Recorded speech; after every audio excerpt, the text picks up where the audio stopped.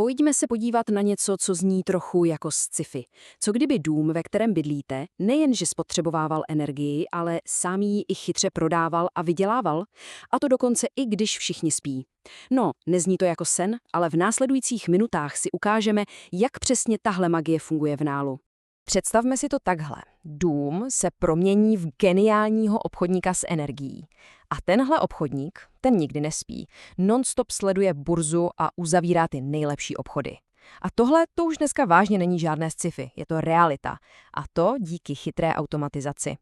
Abychom to celé líp pochopili, pojďme si projít jeden úplně typický den v životě takového chytrého domu.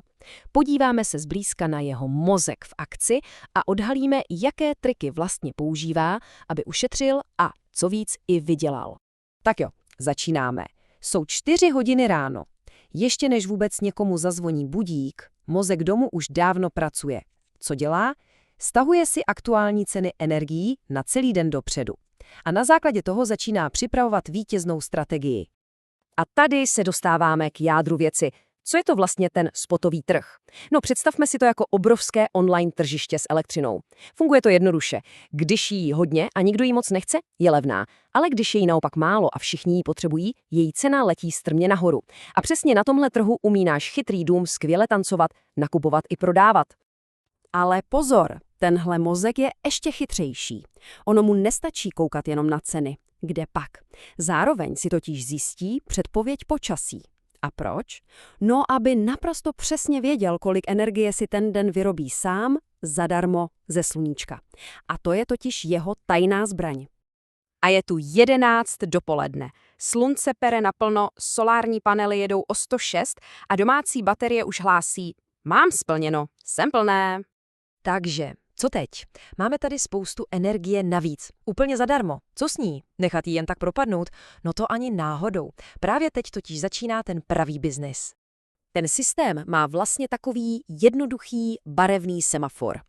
Když se graf zbarví do tyrkysova, je to jasný povel. Baterie je plná a ceny na trhu jsou parádní. Je čas prodávat. Červená naopak křičí: stůj! Ceny jsou šílené, nic nenakupujeme, teď jedeme z vlastních zásob v baterce. Žlutá, ta je zase signálem k výhodnému nákupu. No, a pak je tu ještě fialová. A tady přichází asi ta nejvíc bizarní situace. Fialová, co to znamená? Záporné ceny. Ano, opravdu. To znamená, že síť je tak přecpaná elektřinou, třeba když hodně fouká a svítí zároveň, že vám výrobci v podstatě zaplatí za to, že si od nich tu energii vezmete. Je to, jako by vám v pekárně platili za to, že si odnesete poslední chleba. A co na to náš chytrý dům? V takové chvíli má 2 možnosti. Buď začne tankovat energii, za kterou mu ještě platí, anebo udělá něco ještě chytřejšího. Prostě se na chvíli odpojí od sítě a funguje si jako takový soběstačný ostrov. Tím se chrání. Přesouváme se do večera, je 7 hodin a to je v celé zemi energetická špička. Všichni jsou doma, vaří se večeře, svítí se, běží televize. Prostě pro elektrickou síť je tohle ten největší zápřah z celého dne. A co to samozřejmě znamená pro ceny? No, že letí nahoru. Jsou na svém denním maximu. Každá kilowatthodina ze sítě teď stojí, řekněme, pořádný balík. Ale náš chytrý dům, ten to nechává naprosto, ale naprosto v klidu.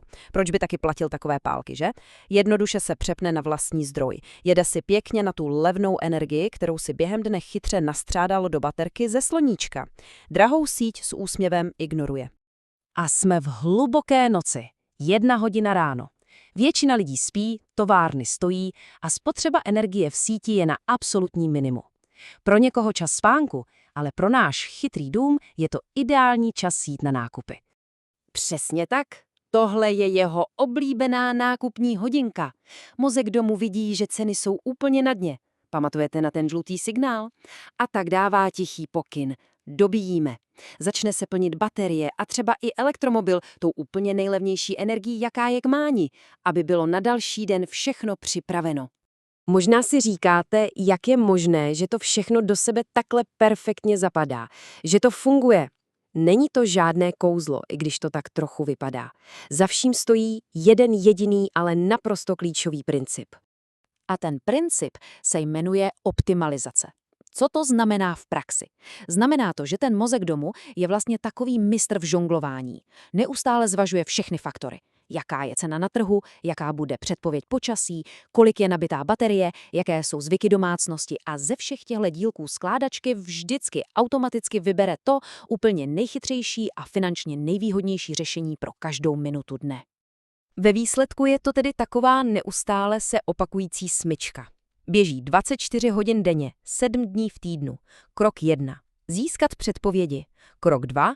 Vytvořit plán. 3. Využít levné hodiny. 4. Vyhnout se těm drahým. A 5. Maximalizovat zisk z prodeje. Je to prostě neustálý koloběh, který zajišťuje, že ani 1 watt a ani 1 koruna nepřijdou vniveč. A když se nad tím zamyslíme, není právě tohle ta skutečná chytrá domácnost budoucnosti? Už nejde jen o nějaké pohodlí, o to rozsvítit si světla hlasem. Tohle je o něčem mnohem větším. Jde o domov, který aktivně pracuje pro své obyvatele, který se o sebe umí finančně postarat a dokonce i sám vydělávat peníze.